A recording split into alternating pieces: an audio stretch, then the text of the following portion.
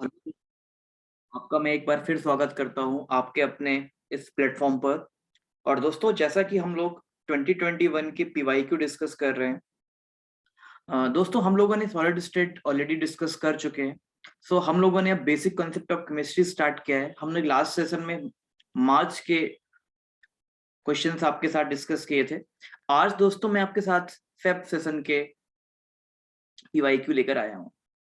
दोस्तों, आपको जैसा कि मैंने कई बार बताया है कि ये चैप्टर बहुत ही इंपॉर्टेंट है, और ये मैंने कई बार बोला है कि ये इंटरमिक्स टॉपिक होता है, हर टॉपिक को रिलेट करता है बेसिकली। तो चलिए देखते हैं कि हम लोग कैसे करेंगे, कैसे चीजों को समझेंगे और बहुत अच्छे से मजे करते हुए चलेंगे। दोस्तों, आज का फर्स्ट क्वेश्चन क्या है, बोल रहा है 4.5 ग्राम ऑफ कंपाउंड ए, जिसका कि मॉलिक्यूलर वेट 90 दिया हुआ है, was used to make 250 ml of its solution. मतलब इसका हम लोगों ने 250 ml सोल्यूशन बनाया है। The molarity of the solution is m in m is x into 10 raised to the power -1। देखिए, इन्होंने पहले से ही बोल दिया है कि जो मोलैरिटी की वैल्यू है वो x into 10 to the raised to the power -1 है, और आपको x की वैल्यू नियरेस्ट इंटीजर के फॉर्म में फाइंड आउट करनी है। दोस्तों, आप लोगों को ऑलरेडी पता है कि what is your molarity. Molarity is what that is mole upon volume in ml into 1000। दोस्तों, आप लोग को पता है कि यहां पर मोल्स क्या होता है, वेट अपॉन मॉलिक्यूलर वेट, तो 4.5 upon 90। Volume is given, that is your 250 into 1000। ठीक है, तो आप लोग क्या करेंगे, इसको सॉल्व करेंगे। आप लोग इसको सॉल्व करेंगे एंड यू विल गेट, आपको डायरेक्टली यहां से सॉल्व करने को मिल सकता था, कोई दिक्कत नहीं थी। और ये आपका 18 अपॉन 90 हो जाएगा। सो 1/5, और आपको पता है 1/5 इज नथिंग बट 0.2। और 0.2 को हम लोग क्या लिख सकते हैं, that is 2 into 10 to raise to the power -1। ठीक है, 0.2 को अपन क्या लिख सकते हैं, 2 into raise to the power -1। और आपको पता है बेटा, यहाँ पर हम लोग को कंपेयर करना है x into 10 to the power -1 से। तो आंसर विल बी योर 2। तो यहाँ पर नियरेस्ट इंटीजर के फॉर्म में आंसर क्या आ जाएगा, आपका 2 आ जाएगा। That is pretty clear to you. Basic बिल्कुल फंडामेंटल लगाना था। आई थिंक सबको मोलैरिटी का फार्मूला तो क्लियर ही होगा, और जिन बच्चों को मोलैरिटी का फार्मूला क्लियर है वो आराम से इस क्वेश्चन को कर पाएंगे। ठीक है, चलिए दोस्तों अगले क्वेश्चन की ओर बात करेंगे हम लोग। और देखिए हमारा नेक्स्ट क्वेश्चन क्या बोल रहा है, बोल रहा है 1.86 gram of aniline completely react to from, ठीक है, कंप्लीटली रिएक्ट कर रहा है और वो एसिटिनलाइट फॉर्म कर रहा है। ठीक है, आगे क्या बोल रहा है, 10% of the product is loss during purification. मतलब इस दौरान क्या हो जा रहा है कि 10% प्रोडक्ट आपका लॉस हुआ जा रहा है, वो खराब हुआ जा रहा है ना। तो अमाउंट ऑफ एसिटिनलाइट जो ये प्रोडक्ट बनेगा उसका एक्चुअल अमाउंट क्या होगा जब वो बनेगा प्यूरिफिकेशन के बाद। तो दोस्तों यहां पर सबसे पहले हमें एनिलीन पता करनी चाहिए। एनिलीन क्या है, C6H5NH2 है। आपको पता भी होगा, बेंजीन रिंग के ऊपर NH2 लगा दें, और जो हमारा ये प्रोडक्ट बन रहा है दैट इज योर एसिटिनलाइट। ये क्या है बेटा, ये हमारा C6H5NHCONH3। ठीक है, तो ये एमाइड टाइप का है, तो ये ऐसा कुछ बन रहा है। अब बेसिकली ये कितना है, 1.86 है। तो आपको ये तो समझ में आ रहा होगा कि moles of reactant is equal two moles of product. तो एक बार काम करते हैं हम लोग, यहां पर मोल्स ऑफ रिएक्टेंट निकाल लेते हैं, मोल्स ऑफ एनिलीन निकाल लेते हैं। क्या करते हैं मोल्स फाइंड आउट करने के लिए, वेट अपॉन मॉलिक्यूलर वेट। तो इसके मॉलिक्यूलर वेट से आप डिवाइड करेंगे। इसका molecular weight that is your 72 + 5 + 14 + 2, मतलब आप ऐड कर लोगे और जितना भी आ जाएगा इसको डिवाइड करेंगे आप लोग, और इसको डिवाइड करने के बाद आप लोग चेक करेंगे तो आपका आंसर आएगा 0.02। बट ये क्या है, 10% खराब हो रहा है। तो एक्चुअली ये कितना बनेगा, 90% ही बनेगा। कि 90% ही बनेगा किसका, 1.86 अपॉन इसका, जो भी ये आप लोग यूज करके बनाएंगे, जो भी इसको कैलकुलेट करके बनाएंगे। तो नियरली बेटा ये जो डेटा आएगा वो 0.02 है, तो 90% of 0.02, so you will get nearly 0.08। लगभग इस तरह के मोल आ जाएंगे किसके, इस प्रोडक्ट के। अब आपको क्या करना है, इसके जस्ट मॉलिक्यूलर वेट का मल्टीप्लाई कर देना इसके मॉलिक्यूलर वेट का मल्टीप्लाई करोगे so you will get the mass, original mass that is your 72 plus 5 plus nitrogen plus hydrogen that is your 15 plus carbon 12, oxygen 16 and again 15। इसका multiply कर देंगे इस डेटा में, so you will get the answer. And जब आप solve करेंगे तो आपको ये डेटा 2.43 के आसपास मिल जाएगा। और चूंकि ये ग्राम पे डेटा चाहिए, so that is your 243 into 10 to the power -2। तो यहाँ पर जो मोटा मोटा आपका आंसर, जो आपको डिजायर्ड आंसर है, क्योंकि जेई वाले आजकल थोड़ा सा कॉम्प्लेक्स चीजें बढ़ा देते हैं, वो आपसे पूछना चाहते हैं, आपकी कैलकुलेशन भी चेक करना चाहते हैं, आपसे अप्रोचेबिलिटी भी चेक करना चाहते हैं, तो यहाँ पर जो आंसर आ जाएगा वो 243 आंसर बैठेगा अकॉर्डिंग टू क्वेश्चन। कुछ था नहीं, अगर आपको बेसिक मोल कंसेप्ट का भी आइडिया होगा तो भी आप आराम से कर पाएंगे इस पे। ठीक है, चलिए दोस्तों आगे बढ़ते हैं।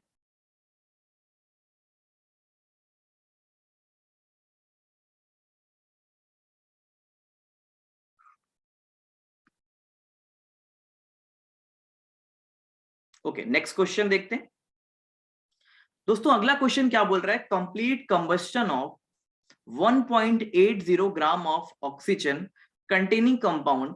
ठीक है, मतलब कोई ऑर्गेनिक कंपाउंड है जिसका मास दिया गया है, और ओसी जो ऑर्गेनिक कंपाउंड हम लोग लिखते थे उसका मास दिया गया है 1.80, gave 2.64 gram of carbon dioxide. तो CO2 का मास इन्होंने दे रखा है यहाँ पर 2.64, और बेटा यहाँ पर वाटर का मास कितना गिवन है, दैट इज योर 1.08। तो what you have to do, you have to calculate the percentage of oxygen. That is very clear बेटा। अगर आप सिंपल समझते होगे कि कोई भी ओसी ऑर्गेनिक कंपाउंड की हम लोग बर्निंग कर रहे हैं, so you will get something like XCO2 plus Y/2 H2O। अब आपको देखो कि उस ऑर्गेनिक कंपाउंड में what are the elements, that is carbon, hydrogen and oxygen, only 3 elements are present। If you anyhow calculate the percentage of carbon and hydrogen, then only by differentiating by 100 you will get the percentage of oxygen। So that is very clear। You know the how to calculate the percentage of carbon, that is 12/44, into mass of CO2, that is 2.64, into mass of OC, that is 1.80, into 100। In the same way, if you calculate the percentage of hydrogen, that is 2/18, into mass of H2O, that is 1.08, mass of OC, that is 1.80, into 100। यहां से आप calculate करेंगे बेटा, so you will get 40, और यहां से calculate करेंगे तो 6.66। तो कार्बन प्लस हाइड्रोजन का परसेंटेज कितना आया, 40.66। और आप परसेंटेज ऑफ ऑक्सीजन कैसे निकालेंगे, बाय -100, बिकॉज बेटा आपको पता है कि रेस्ट ऑक्सीजन होगी, तो यहां पर आपका डेटा कितना आ जाएगा, 53.33%। वैसे भी आप लोग को पता है, क्या पता है कि अगर आपको कहीं पर भी किसी भी एलिमेंट पे 100 से कम परसेंटेज आता है तो माना जाता है कि रेस्ट हमारी क्या है, ऑक्सीजन है। ठीक है, ये तो बात आपको ऑलरेडी पता है, और मुझे नहीं लगता कि इस क्वेश्चन में बहुत डिफिकल्टी हो रही होगी। देखो, आप बैलेंस करके करोगे तो थोड़ी सी ट्रबल हो सकती है, क्योंकि ऑक्सीजन बैलेंस करना होगा तो आपको वेरिएबल्स आपके पास कलेक्ट हो जाएंगे, और फिर मोल कॉन्सेप्ट लगाएंगे तो थोड़ा सा क्वेश्चन बड़ा हो जाएगा। हालांकि वहां से भी सॉल्व हो सकता है, बिल्कुल सॉल्व होगा, बट क्वेश्चन में वेरिएबिलिटी बहुत बढ़ जाएगी। तो 3 वेरिएबल आपको सोचने होंगे, फिर मोल्स इक्वल करने होंगे, एक्स जेड को देखना होगा, तो वो थोड़ा सा बड़ा काम है ना। हमें ये नहीं कह रहा कि कुछ लोग उससे भी सॉल्व करेंगे, बट ये आसान तरीका है, क्योंकि आपको पता है कि percentage of oxygen, percentage of carbon and percentage of hydrogen, how we can calculate. Okay, so ये भी आपको समझ में आ गया होगा। नेक्स्ट आगे बढ़ते हैं दोस्तों। ये क्वेश्चन थोड़ा सा अच्छा क्वेश्चन कह सकते हैं, क्योंकि यहां पर रेडॉक्स की फ्लेवर, आपको रेडॉक्स की स्मेल दिखाई देती है इस क्वेश्चन में। क्या बोल रहा है, in basic medium CrO4 ion oxidized to CrO4, that is your chromate ion, oxidize X2O3। आपको पता है ये थायोसल्फेट आयन होता है, तो सल्फेट आयन। तो मतलब ये जो क्रोमेट है वो अपने आप को रिड्यूस करेगा ऑब्वियसली बेटा, और ये थायोसल्फेट को ऑक्सीडाइज करेगा S2O3 को SO4 2- पे। और बेटा ये अपने आप को रिड्यूस करेगा, किस में रिड्यूस करेगा, CrOH का होल फॉर्म में दिया हुआ है, मैं कोई अपने मन से नहीं बोल रहा हूं। ठीक है, वैसे आपको अप्रोचेबिलिटी दिखानी चाहिए, तो अंदाजा भी लगा सकते थे, बट वो दिया गया तो और अच्छी बात है। और बोल रहा है कि यहां पर 0.154 मोलर CrO4 है। मतलब इसकी कॉन्सेंट्रेशन उन्होंने दे रखी थी 0.154 मोलर। तो बोल रहा है इसके कितने वॉल्यूम रिएक्ट करेगा, किससे किससे रिएक्ट करेगा दोस्तों, रिएक्ट करेगा 40 ml ऑफ 0.25 मोलर। दोस्तों आपको पता है कि इस तरह के क्वेश्चन को सॉल्व करने के लिए you have to apply the concept of equivalence. आपको इक्विवेलेंस कॉन्सेप्ट यहां पर लगाना होता है, तो उसके लिए हमें n फैक्टर चाहिए, n फैक्टर चाहिए दोस्तों। आपको सिंपल पता है, क्या पता है कि ये बेटा H2O3 ट्रांसफर किस में हो रहा है, SO4 2- पे ट्रांसफर हो रहा है। दैट मीन्स अगर मैं नीचे आके थोड़ा सा अच्छे से लिख दूं बेटा इसे, तो बेसिकली यहां पर ऑक्सीडेशन नंबर सल्फर की आपकी +2 आएगी। तो S2+2 ऑक्सीडाइज हो रहा है, अपने आप को S+6 में ऑक्सीडाइज कर रहा है। यहां पर 2 एलिमेंट लगा लेंगे तो 6 2 12 और 2 2 4, मतलब 8 n फैक्टर आ जाएगा। मुझे नहीं लगता कि किसी को n फैक्टर फाइंड आउट करने में बहुत प्रॉब्लम है। ये बहुत ही अच्छा क्वेश्चन होता है, मैं बार बार बोल रहा हूं, तो ये की पॉइंट है। सल्फर के एटम यहां पर 2 है, तो यहां भी 2 एटम कर लीजिए। चेंज ऑफ चार्ज कितना है 12 और यहां पर 4, तो 8 का चेंज है।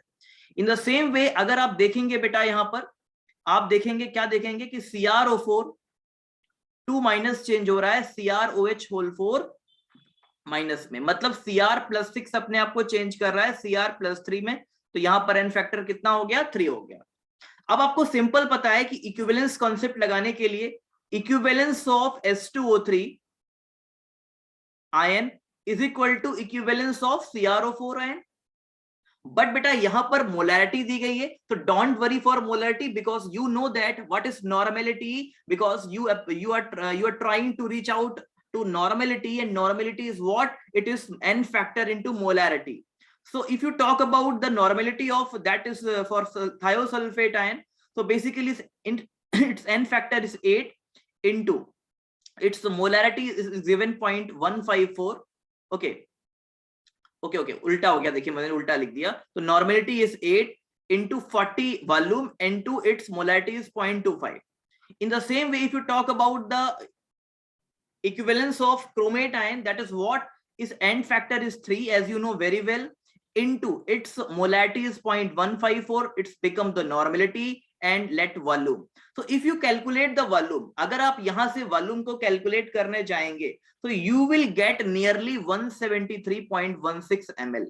तो देखिए मैं फिर से बता रहा हूं, इस क्वेश्चन में कुछ भी नहीं था। अगर आपको n फैक्टर फाइंड आउट करना आता, दोस्तों मैं ये नहीं कहता कि आप मोलरिटी से फाइंड आउट नहीं कर सकते, कर सकते हैं, थोड़ा सा क्वेश्चन बड़ा हो जाएगा, आपको यूनिटरी मेथड करना पड़ सकता है, बट मैं ये कभी नहीं कहता। मैं हमेशा कहता हूं इक्विवेलेंस लगाओ, सारी बैलेंसिंग खत्म कर दो, ठीक है, बिकॉज एन फैक्टर सबकी क्या है, सबकी एकदम की है इस तरह के क्वेश्चन की।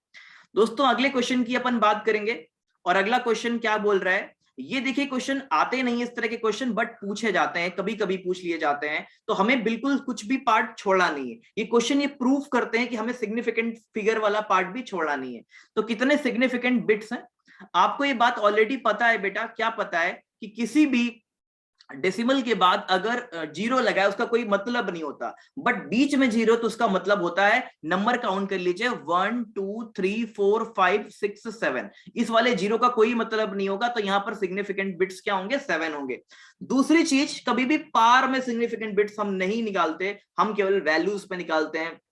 दूसरी चीज बेटा, एक्सपोनेंट पे नहीं निकालते। दूसरी चीज बड़ी इंपॉर्टेंट है कि कभी कभी हो सकता है वो यहां पर ये दे देते कि a⁻b दे देते, और यहां पर b क्या होता, सिग्निफिकेंट बिट होता, a कुछ नंबर दे देते, तो उनको आपसे कैलकुलेट कराते what is the value of a⁻b, what is the unit digit of a⁻b। तो आजकल ऐसे क्वेश्चन भी बनते जा रहे हैं। ये क्वेश्चन एज इट इज तो नहीं पूछा जाएगा, हाँ, लेकिन हाँ उसको कुछ उल्टा सीधा करके घुमा फिरा के, या एवरेज निकाल लेते, 3 डेटा दिए गए उसके एवरेज क्या होगा, उसके सिग्निफिकेंट बिट कितने होंगे, तो ऐसे क्वेश्चन भी आजकल पूछे जाते हैं। तो उसके लिए भी थोड़ा सा तैयार होना है आपको, क्योंकि हमें तो सब कुछ पढ़ के जाना है, ठीक है। नेक्स्ट क्वेश्चन है दोस्तों, और ये लास्ट क्वेश्चन था मतलब इस चैप्टर का, ठीक है। सो देखते हैं एक बार कि इस क्वेश्चन में क्या पूछ रहा था वो। द NaNO3 सोडियम नाइट्रेट, जिसे चिली सोरा बोलते हैं हिंदी में, बारूद जिसे बोलते हैं, weighted out to make 50 ml of solution, aqueous solution of containing 670 mg of Na plus per ml। मतलब क्या है, कि इस NaNO3 को कहीं डिसॉल्व किया गया होगा और बेटा ऐसा डिसॉल्व किया गया कि इस सोल्यूशन के पर ml में 60 mg Na+ आए, ये आया। और है कितना वास्तव में 50 ml है। कितना है 50 ml हमें बनाना है। तो एक काम करते हैं, पहले हम ये फाइंड आउट कर लेते हैं कि वास्तव में हमारे पास Na+ कितने होंगे। तो देखो बेटा 1 ml में कितने हैं 70 हैं, तो 50 ml में कितने होंगे इंटू 10⁻³ इंटू 10⁻³ ये आपको पता ही है। क्यों किया आपने, क्यों किया, क्योंकि ऑब्वियसली बेटा आपको यहां पर मिलीग्राम में डेटा दिया गया है, तो ये आ गया 3500 इंटू 10⁻³ दैट इज 3.5। यहां तक किसी को कोई दिक्कत नहीं होगी, ग्राम में आ गया। मतलब हमारे पास 50 ml में Na के 3.5 ग्राम है अकॉर्डिंग टू गिवन डेटा। अब कितना बोल रहा है कि कितना NaNO3 लेना चाहिए। देखो यार NaNO3 से हम लोग क्या बना रहे हैं, Na+ बना रहे हैं, तो ये डेटा हमारे पास 3.5 है। अब तो ये मोल का क्वेश्चन बन गया, क्योंकि इसका मॉलिक्यूलर वेट कितना है, इसका मॉलिक्यूलर वेट आप फाइंड आउट कर सकते हैं। So you will get 85 simple, 23 + 14 + 8 48 और यहां से 23। तो कितना आसान सा यूनिटरी मेथड बन गया। अगर हमारे पास 23 ग्राम ऑफ Na+ है तो NaNO3 कितने चाहिए अपन को 85 ग्राम चाहिए। कितने चाहिए 85 चाहिए। सिंपल क्वेश्चन की अप्रोच समझना, अगर ये 3.5 ग्राम Na+ है तो कितने NaNO3 चाहिए 85/23 इंटू 3.5। इसको सॉल्व कर लेंगे तो यू विल गेट नियरली 12.93 ग्राम। और बोल रहा है नियरेस्ट इंटीजर, तो नियरेस्ट इंटीजर सॉल्व करेंगे तो 13 आ जाएगा। 13 gram is your right answer. तो दोस्तों यहां पर बस आपको ये प्रूव करना था, ये फाइंड आउट करना था कि उस पर्टिकुलर ml में कितने ग्राम है। जस्ट सारा कुछ आपके क्वेश्चन में दिया गया था। अगर आप थोड़ी सी भी अपनी बेसिक IQ लगा देते तो इस क्वेश्चन को सॉल्व करने में मुझे नहीं लगता कोई बहुत प्रॉब्लम आएगी। चलिए होपफुली आप लोग को ये सारे क्वेश्चन समझ में आए होंगे। अगर नहीं आए तो प्लीज मेरे दिए हुए नंबर पे आप लोग व्हाट्सएप कर सकते हैं। मैं आपके कोशिश करूंगा कि आपके डाउट और भी अच्छे कवर हो जाएं। ओके, तो हम लोग मिलते हैं अगले सेशन पे। Thank you, take care.